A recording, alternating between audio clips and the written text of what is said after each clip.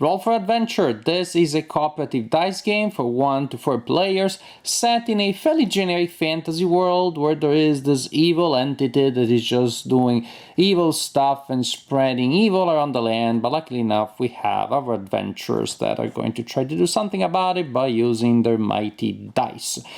My copy didn't come with a rule book. I don't know if it's a mistake, probably, so I just printed my own humble copy from the internet.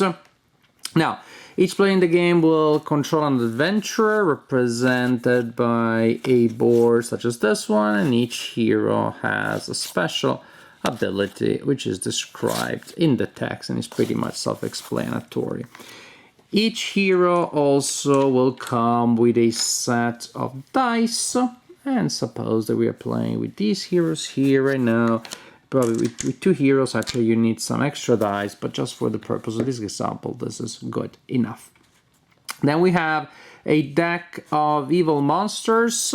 You have the Master of Shadows, which is shuffled somewhere in there. It can never really be defeated. When he comes out, it does bad stuff, and then it's shuffled back in. And then we have the regular monsters. What you see here is the deck for sort of like the basic game. Then you have special monsters like dragons or phantoms or giants that you can add later.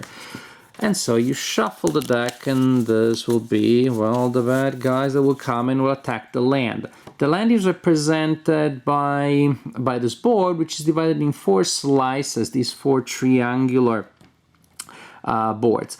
And it's a modular board, not because the position of the slides respect to one another matters, but because they're double-sided. So actually you have a lot of variety there, because you can just run 1 or 2 or all of them. So you can experiment with different things as different sides of the land have different patterns representing what can be done.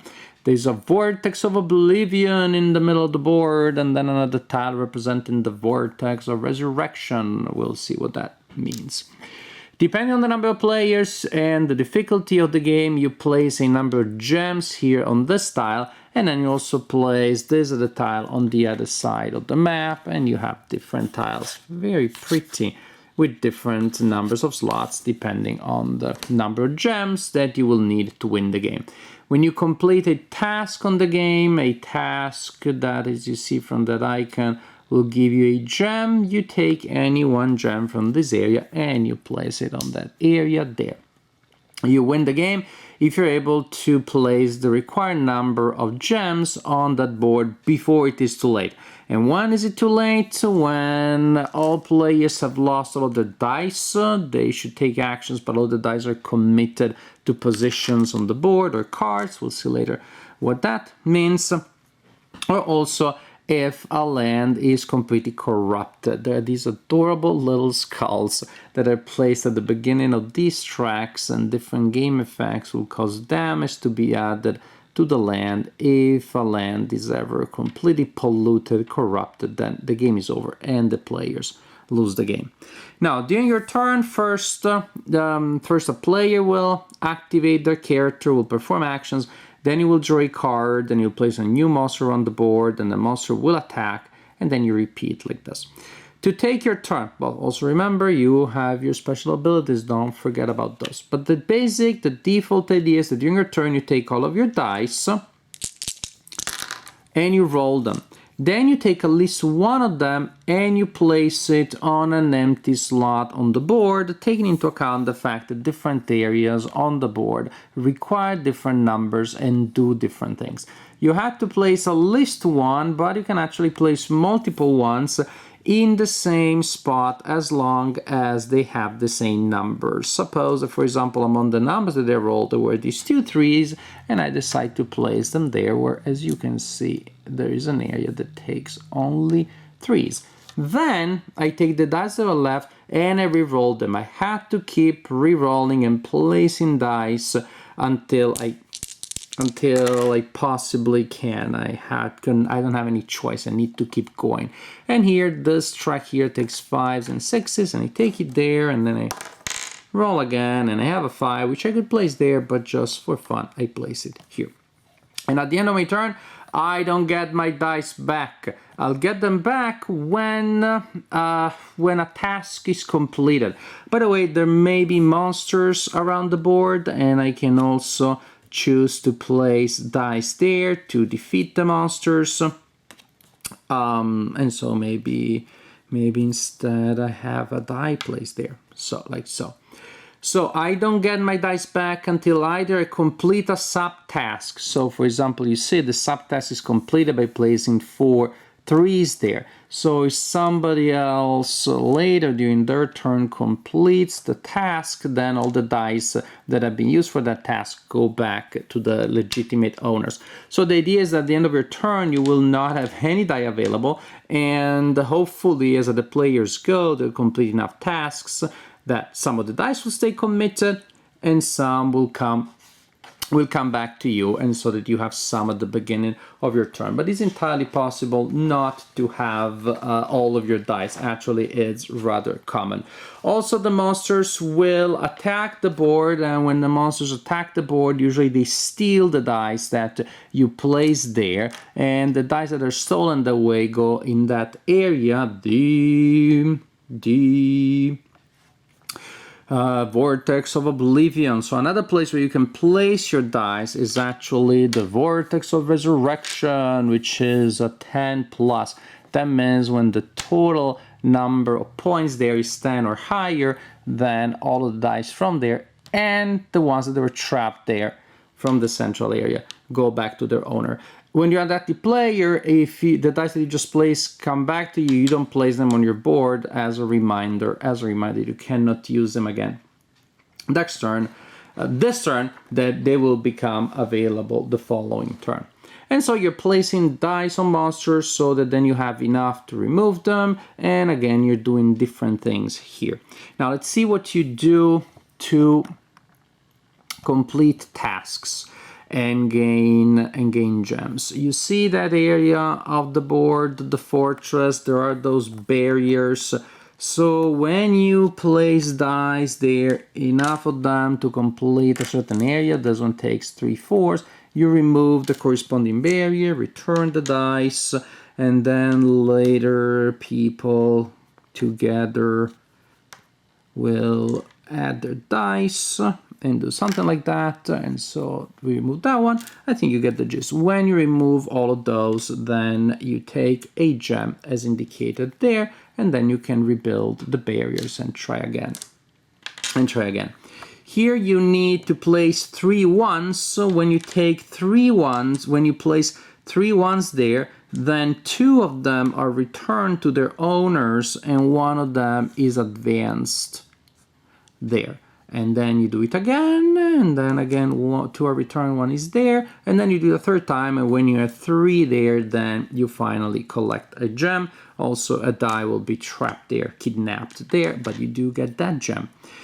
For this other area here in the forest, you're filling this track with 5s and 6s. When you get to that barrier, you get a gem, and you move the barrier to the next slot, to the next line there. So it becomes harder and harder to get more gems here, which also becomes riskier to go that way because a lot of dice may get trapped there, and if you don't complete the subtask, too bad for you. Next, once you're done placing your dice, also, important thing, we're talking about the monsters. You defeat a monster when you have a total on a monster of 6 or more. Then the monster is discarded and the dice are returned. Now, but we placed that one there for the sake of what comes next. Once you're done taking your actions, I forgot this area here. This area is very flexible. You can place a lot of different values. If you place 4 dice there, then you get an extra die that you can add to your player board and you can spend later. If you have more, then you still get an extra die plus other advantages. But pretty much starting from when there are 4, you can choose to take those back and activate the corresponding bonus, but this one does not give you gems per se. Now we were at the monster phase. During the monster phase, the active player, after taking their actions, simply draws a card. First thing, you check the number here. A monster with value higher than 1 will activate all monsters of lower value. And in this case, there is nothing that is lower than them. Then the monster goes to the area of the board of the same color, black with black, or gray with gray, I should say, goes there, and then attacks. If there are dice there, the monster removes those dice according to certain procedures. Different monsters will remove dice differently and will place those dice in there. If there are no dice to remove when a monster attacks there, then the monster damages the land instead by 1 point, by 1 tick for each die that was not possible to remove. And in this case, for example, if later another player takes a turn and we take this one, now see all the ones activate because they are of a lower rank than the monster that just came out. So this monster attacks here, the die cannot be removed, it's a point of damage. Oh yeah, there was a die there, so the monster attacks and reduce that die, removes the die, and then this monster goes here because that's a blue monster. And what is the blue monster doing there? My mistake, but it should be here, but you get the sense. The monster go where they need to go, they attack, and yes, you're thinking, the monster attacked there. When the monster enters the board, they may not attack for a while, especially if it's a high rank, but lower ranks. Paradoxically, you have to take care of those quicker because they may attack multiple times.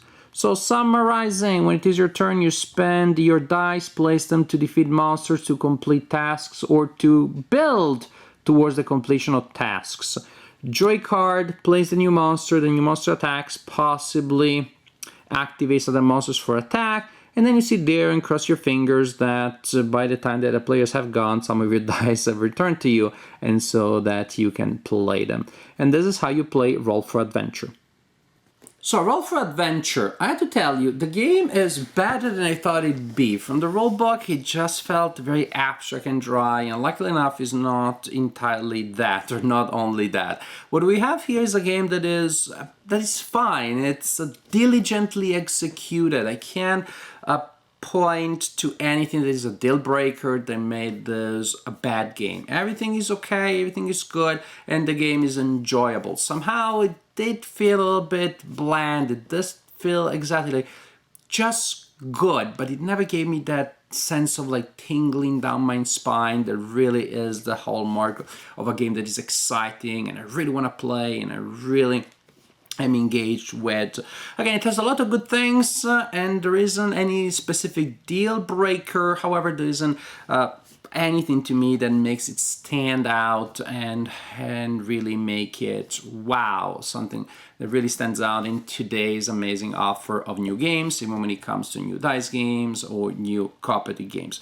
But again, it's fine. Actually, it has at least one idea that they found remarkable that I like very much, which is the way that players' turns are intertwined, how much you really rely on what the other players are doing, and how your ability to complete subtasks will give them their dice. You're really gonna get stuck doing nothing or almost nothing unless the players coordinate and other people help you.